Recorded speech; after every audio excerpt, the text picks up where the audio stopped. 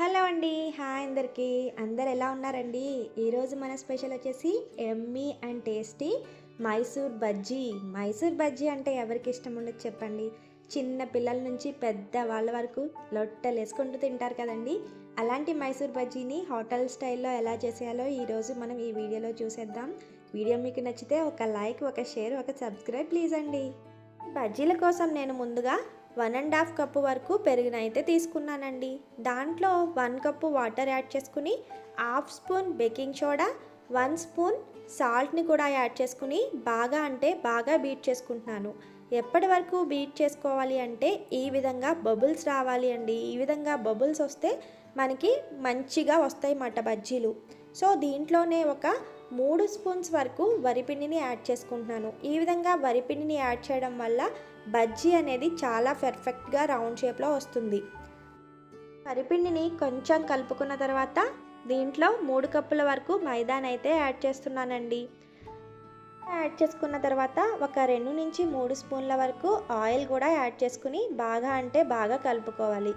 ఎంత బాగా కలుపుకుంటే మనకి బజ్జీ అంత మంచిగా వస్తుంది మాట. మధ్యలో మీకు వాటర్ అవసరమైతే లూక్ వామ్ వాటర్ని యూస్ చేసుకోండి. ఇన్ కేస్ పిండి లూజ్గా ఉంటే కొద్దిగా మైదాని యాడ్ చేసుకోండి. దీన్ని ఒక 2 to 3 అవర్స్ మ్యారినేట్ చేస్తే మనకి బజ్జీలు అనేవి బాగా వస్తాయన్నమాట. సో బాగా బీట్ చేసుకున్న తర్వాత లాస్ట్లో ఈ విధంగా బజ్జీ వేసి చూడండి. ఈ విధంగా వస్తున్నట్టయితే మీ పిండి కన్సిస్టెన్సీ బాగా ఉన్నట్టు మాట.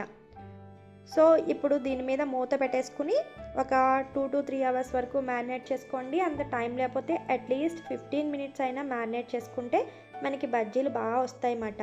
సో ఇప్పుడు ఒక బాండీ పెట్టుకుని ఆయిల్ బాగా వేడెక్కనివ్వండి. ఇందులో టిష్యూ పేపర్స్ రెడీ చేసుకోండి. ఎక్సెస్ ఆయిల్ ఏమన్నా ఉంటే పోతుంది అన్నమాట. సో ఆయిల్ బాగా వేడెక్కిన తర్వాత ఈ విధంగా ఒకదాని తర్వాత ఒకటి బజ్జీలు అయితే వేసేయండి. చూసారా అండి ఎంత రౌండ్గా పర్ఫెక్ట్గా వచ్చాయో. సో ముందే కలిపి పెట్టుకుంటే మీకు అంతా కూడా మంచిగా వస్తాయన్నమాట. ఇవి వాటికి అవే తిరగబడిపోతూ ఉంటాయి చూడండి. తర్వాత అన్నీ కూడా ఈక్వల్గా రావడానికి గరిటిచ్చుకుని ఈ విధంగా అంటే అన్నీ కూడా ఈక్వల్ కలర్ వస్తాయన్నమాట. లేకపోతే ఒకవైపు తెల్లగా ఉండిపోతుంది కదా. సో స్లో ఫ్లేమ్ మీద అంటే స్లో టు మీడియం అడ్జస్ట్ చేసుకుని వేపుకోండి. లేకపోతే లోపల కుక్ అవ్వదు. సో ఈ విధంగా మంచి కలర్ వచ్చిన తర్వాత ఒక వారికి పెట్టుకుని తీసుకున్నట్టయితే ఆయిల్ ఏమన్నా ఉంటే కిందికి వెళ్ళిపోతుంది. నెక్స్ట్ దీన్ని టిష్యూ పేపర్ ఉన్న ప్లేట్లోకి అయితే వేసేసుకోండి.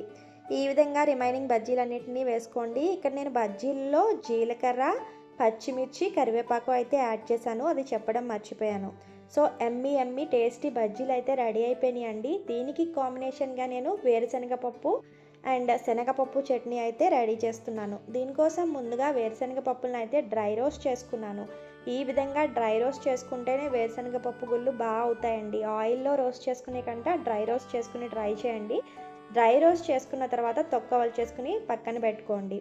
ఇంతలో మనం ఒక 3 to 4 పచ్చిమిరపకాయలని, శనగపప్పుని కూడా ఆయిల్లో బాగా ఫ్రై చేసుకుని చల్లారనివ్వండి. సో ఈ విధంగా పొట్టు తీసేసుకుని వేరుశనగ గుళ్ళు అయితే ఉంచుకున్నానండి.